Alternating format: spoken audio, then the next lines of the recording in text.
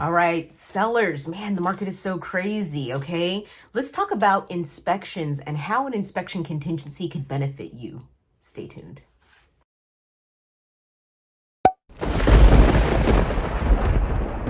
Okay, it's me, Ashley with Keller Williams Real Estate in Everett, and I want to talk a little bit about inspections. I think, historically they've kind of had a bad rap, especially for sellers, right? Like, I mean, what do you know?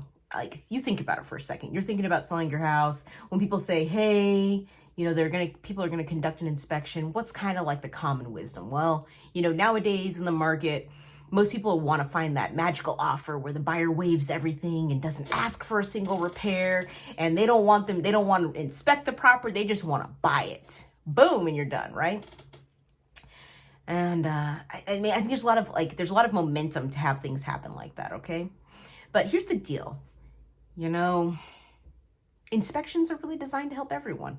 So let me digress a little bit. Let's talk a little bit about pre-inspections, okay? Because a common thing that's happening today in the market is that buyers are conducting something called a pre-listing pre-inspection, a pre-listing inspection. All right, they're conducting these, and basically the idea is, I think maybe sellers are maybe using it in two ways. One, they want to find out about the condition of their house, and they want to basically get a to-do list to make some repairs to the home. Okay, so I think that there's that thing that's happening. The other thing is I think they want to try to, I guess, create offers or scenarios with offers where buyers would waive their inspection, because they would look at the inspection recently conducted by the seller and say, hey, I understand the condition of the house and I still want to buy it.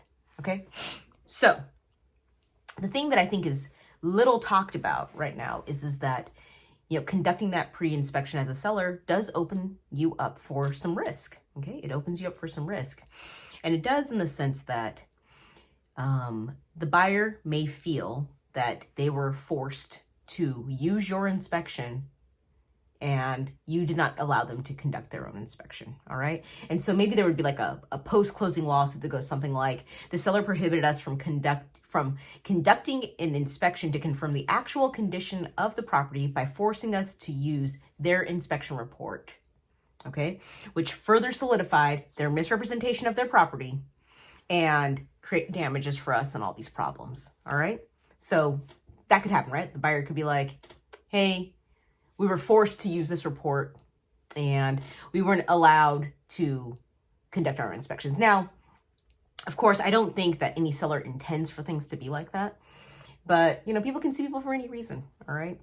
And so you might be thinking to yourself, well, maybe what I do then is I don't conduct an inspection, and instead I allow these things called pre-inspections, buyer pre-inspections. As a way to kind of hedge, right? You're going to you want the buyer to have an inspection, but you don't want the buyer to negotiate repairs. You want the buyer to have an inspection, but you don't want to have to take your house off the market and have them conduct an inspection and find something wrong and then come back to the market. Or you don't want them to come back with a laundry list of things to do. All right. So I think let's kind of take it one at a time. First of all, seller, you don't have to do anything you don't want to do. So if you don't want to fix anything, you can certainly allow buyers to conduct an inspection in the, I'm going to call it traditional, because I kind of think that, the pre-inspection age is new, right? The traditional approach would be you get under contract, the buyer carries out their due diligence, and they do their inspections. They don't do anything in advance. Okay. So once they've done that inspection, you don't have to do anything from that. They could come back and say, hey, we want a new furnace. We want this, we want that. You could say, hey, no, I'm not going to do it. Obviously there's some risk there, right? Maybe the buyer's like, hey, it's not enough for me. I'm going to walk on the contract. Okay. Here's the thing. In this current market, maybe there's nothing to be afraid of. If your house got 25 offers, if your house got 25 offers, you might as well let someone conduct an inspection. And even if it had to come back based on the inspection, there's probably 20 other people that still want to buy your house. So there's that part of the pre-inspection that's a problem. So I'm going to kind of there's that, right? So you're trying to kind of mitigate that.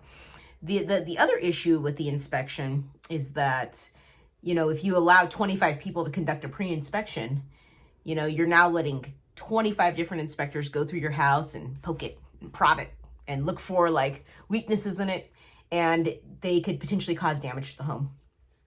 And while the pre-inspection does say that if the buyer's inspector damages the home, they have to fix it, it would be very difficult, I think, in this sort of fast-paced, quick environment to actually figure out who did the damage, you know? So I think, you know, being able to like pinpoint the person and say, hey, you messed this up, you have to fix it, is going to be very difficult.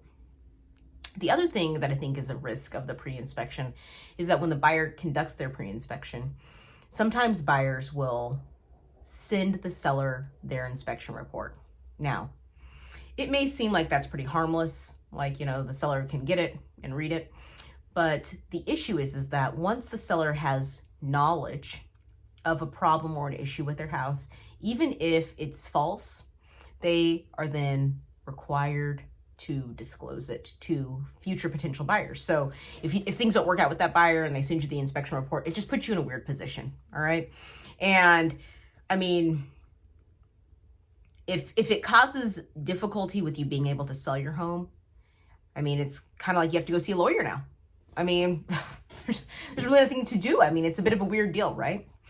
And I think similarly, the seller pre-listing inspection is a similar thing, right? Like, I mean, I know the intention of the seller is to provide that report and say, hey, here's what's known about the house. Take it as a part of my seller disclosure.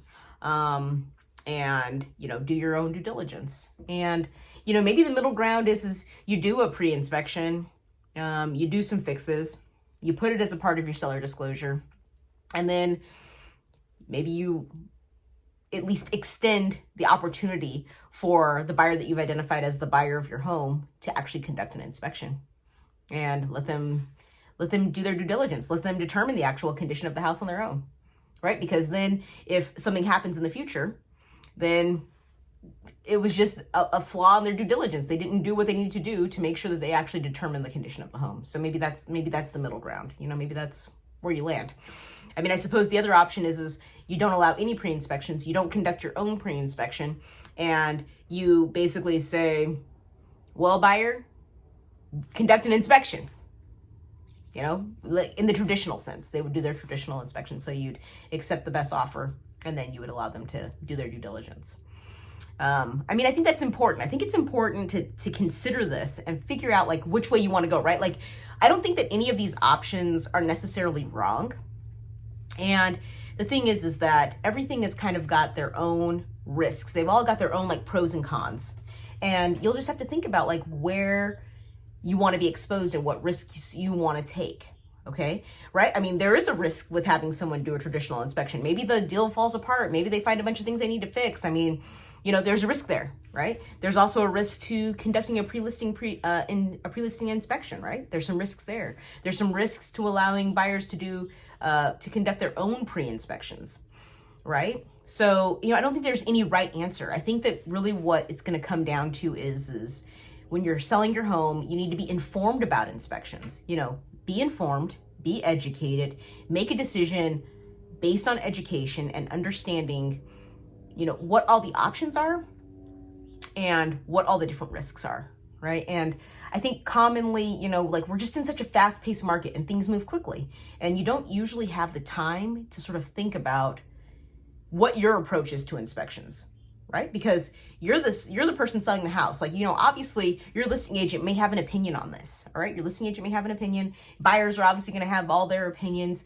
but I think the goal is for you to develop your sense of how you want to do it, okay? Because here's the thing, at the end of the day, if something happens and there's a post-closing lawsuit, they're probably going to sue the seller. You know, they're not going to, you know, the real estate agents may be dragged into it, but here's the thing that you have to understand about the contract language. It is very like clear, like you have to just read it.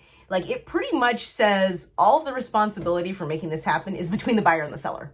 And a lot of it gets shouldered by the buyer. The buyer needs to, you know, do their research. They need to understand what they're buying, you know, like, you know, they have to do a lot of research to get things done. And the contract language is very clear on that. So yeah, I think this really just comes down to figuring out what your approach is, right? What's your approach? How do you want to do it? How do you want to see things go down? If something goes sideways, were you informed? You know, if you decide, hey, you know what? I know there's some risks with me conducting a pre-listing presentation, but I'm willing to accept the risk. And maybe I mitigate the risk by saying, I did conduct this pre-listing inspection. You're welcome to review it, but in order for us to move forward, you got to conduct your own inspection. And I'm not fixing anything. I mean, you can say that. You can be like, hey, do your own inspection. You know, double check everything that you read there. Ask your questions. Hire your own inspector. You know, do your research. I'm not going to fix any pieces. I have a backup buyer right here. Someone else is going to buy it if you don't want to buy it, and then just move forward. Yeah, you can take that approach. And, you know, at least you're kind of like, you know, at least kind of like as much as possible, you know, decreasing your liability and your risk in the inspection process. So look, if you liked the video, hit the thumbs up. I got tons of great information on this channel. Please subscribe, and I will see you again soon, YouTube.